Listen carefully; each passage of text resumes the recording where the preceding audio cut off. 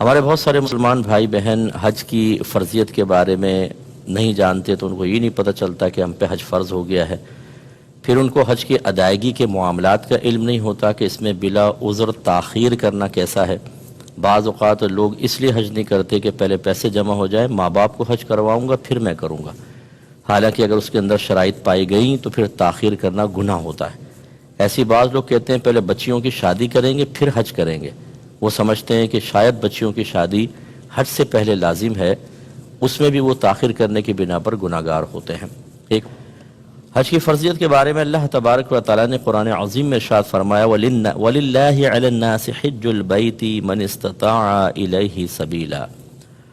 اور اللہ تبارک و تعالیٰ کے لیے لوگوں پر حج فرض ہے، ان لوگوں پر کہ جو راستے کی استطاعت رکھتے ہیں۔ اس کا مطلب ہے جن کو سفر حج کی طاقت حاصل ہے، جو اس کی استطاعت رکھتے ہیں، ان پہ حج فرض ہو جاتا ہے، تو اس کا خاص طور پہ خیال رکھنا ہوگا۔ اب وہ کیا شرائط ہیں وہ ایک مسلمان کو معلوم ہونی چاہیے، تو چند چیزیں میں آپ کی خدمت میں ذکر کرتا ہوں۔ پہلی چیز تو ہے کہ مسلمان کا عاقل ہونا، دوسرا بالغ ہونا، یعنی مسلمان ہونا تو شرط ہی ہے، کافر تو کر ہی نہیں سکتا، دوسرا عاقل ہونا، پھر بالغ ہونا، پاگل مجنون پر لازم نہیں، اور اسی طرح نابالغ پر لازم نہیں ہوتا۔ اس کے علاوہ پھر زاد راہ کا مالک ہونا۔ زاد راہ کا مطلب یہ ہے کہ آپ کے فلائٹ کا کرایہ، پھر فلیٹ وغیرہ، یہ جیسے گورنمنٹ کوئی آپ کو پیکج دیتی ہے یا پرائیویٹ حج کروانے والے پیکج دیتے ہیں، اس کے اخراجات آپ کے پاس موجود ہوں۔ اور اگر آپ گھر کے کفیل ہیں تو جب تک آپ غیر موجود رہیں گے، گھر والوں کو نان نفقہ خرچ کے پیسے وغیرہ بھی آپ کے پاس ہوں، تب آپ پر حج لازم ہوگا۔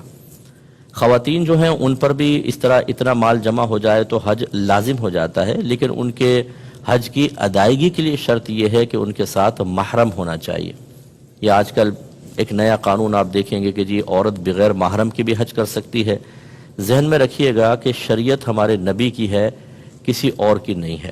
لہذا نبی کریم صلی اللہ علیہ وسلم نے واضح طور پہ بیان فرمایا کہ جو عورت اللہ تبارک و تعالیٰ اخروی دن پر ایمان رکھتی ہے، وہ بغیر محرم کے 3 دن سے زیادہ سفر اختیار نہ کرے، جس کو فقہا فاصلہ اپنے اندازے سے کہتے ہیں کہ کم از کم 92 کلومیٹر دور جانے کا ارادہ ہو، تو عورت اگر تنہا سفر کرے گی، تنہا کا مطلب بغیر محرم کے، چاہے قافلے کے ساتھ جاری ہو، یہ شرعاً جائز نہیں ہوتا۔ ہاں، بہت بوڑھی خاتون اگر ہیں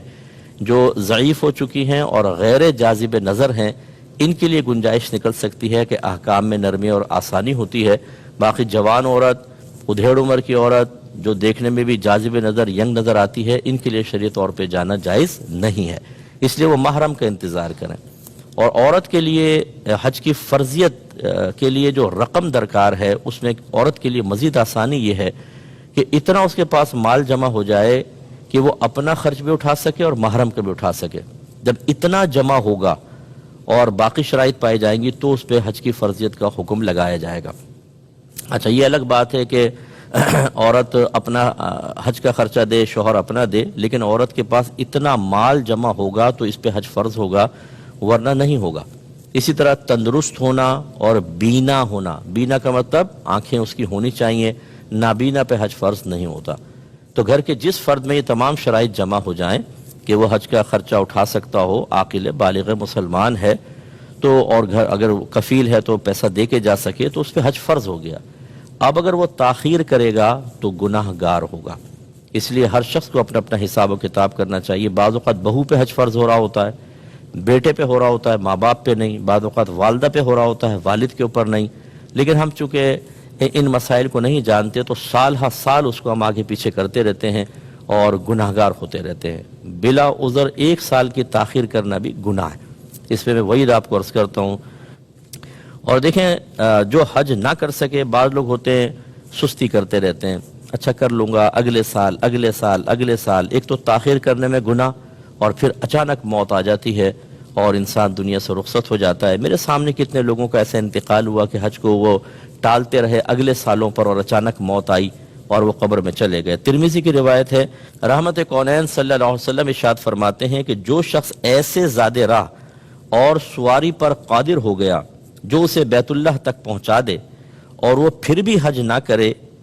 اور مر جائے تو چاہے یہودی ہو کر مرے یا عیسائی ہو کر مرے۔ تو آپ اندازہ کریں کتنا سرکار صلی اللہ علیہ وسلم نے ناراضگی کا اظہار فرمایا۔ ابھی یاد رکھیے کہ جن میں یہ شرائط ہوں گی یہ کب دیکھی جائیں گی؟ ہونا تو یہ چاہیے کہ حج کے ایام کے اندر ہوں۔ حج کے ایام ہوتے ہیں جیسے شوال شروع ہوتا ہے نا، میٹھی عید ختم ہوتی ہے، یعنی رمضان کے بعد عید کے بعد اگلے دن سے ہی سمجھ لیں حج کے ایام اسٹارٹ ہو جاتے ہیں، پورا شوال، پھر ذیقعد اور ذی الحجہ کے 10 دن، 2 ماہ 10 دن۔ یعنی اس کا مطلب کیا ہے کہ اگر آپ نے شوال میں حج کے احرام کی نیت کر لی تو یہ آپ کا احرام ویلڈ مانا جائے گا۔ یہ مخصوص ایام ہے، لیکن اتنی جلدی تو خیر کوئی نہیں پہنتا، لیکن یہ ہے ایام۔ تو ویسے تو ان ایام کے اندر یہ ہمیں شرائط کسی شخص میں دیکھنی چاہیے، لیکن فقہا نے فرمایا کہ آپ کے علاقے سے، آپ کے ملک سے جب قافلے حج کے روانہ ہوں، یا جیسے ہمارے ملک پاکستان یا دیگر جگہوں پہ قرآن دازی ہوتی ہے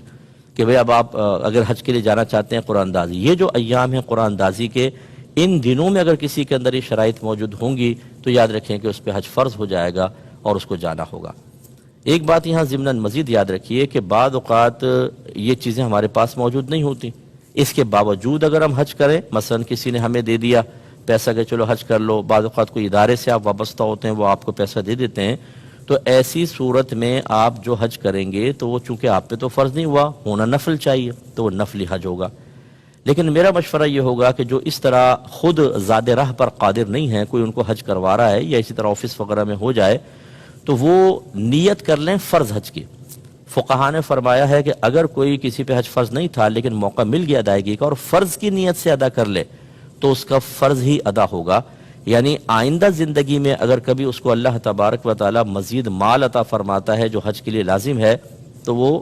پھر حج فرض نہیں ہوگا، پھر دوبارہ آنے کی اس کو حاجت، نفل کرنا چاہے کر لے۔ تو اس لیے میرا مشورہ ہے کہ آپ جب اگر کوئی ایسے بھائی بہن ہمارے جانا چاہتے ہیں جو کوئی اور ان کو کروا رہا ہے، حج فرض نہیں ہے، تو فرض کی نیت سے ہی حج کریں تو انشاءاللہ ان کو برکات حاصل ہوں گے۔